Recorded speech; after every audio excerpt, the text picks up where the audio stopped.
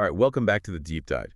Today we're looking at something I think we've all seen online, that promise of a body shop fix for, the price of a takeout meal. We are diving deep into a really popular automotive product, the FixaPro Scratch Remover, to see where the marketing meets reality. Yeah, our goal here is pretty simple. We want to put the manufacturer's big claims right next to what independent consumer observations are saying.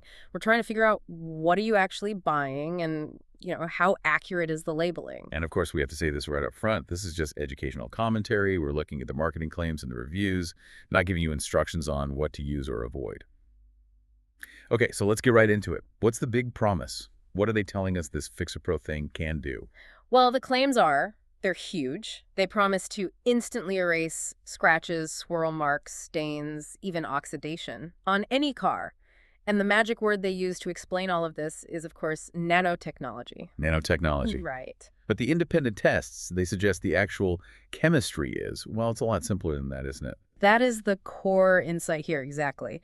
When you cut through all the marketing jargon, what the sources reveal is that the product is functionally a very mild polish, A mild polish. which really limits what it can do. It means it can only slightly improve the look of, very light surface marks. Okay, so for those of us who aren't car experts, can you break that down?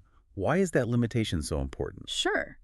Think about your car's paint in layers. You've got the clear coat on top, protecting everything. If a scratch is deep enough that you can, say, catch your fingernail in it, it's already gone through that clear coat. So this polish isn't going to fix that. No. If you think of that scratch like a little canyon, this polish is just sort of smoothing the very top rim. It isn't filling the canyon in. It can't rebuild your paint. So it's not a structural fix, it's cosmetic. Which brings up the next big question I have. How long does this fix actually last? That's the perfect question. Because if it were true nanotechnology creating a permanent bond, you'd expect it to last for years. But the consumer reports are pretty clear that the effect is explicitly temporary. Temporary how? They call it the Cinderella effect. The car looks great right after you put it on, but that minor improvement can fade pretty quickly after a few washes or even just some rain or sun. And that really makes those before and after photos they use in the ads seem a little misleading, the ones that show these huge gashes just vanishing with a single swipe. It does. And it's not just about the product's mechanics. The sources also point to the sales environment itself.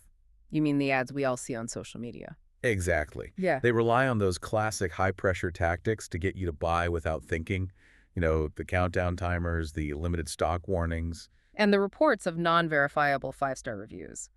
I also saw that sources indicated this product has apparently been rebranded under different names before. Yes, which definitely adds another layer to the whole thing. Yeah. So at the end of the day, what does this all mean for you, the listener, when you're trying to navigate these online offers? I think the key takeaway is just setting the right expectations.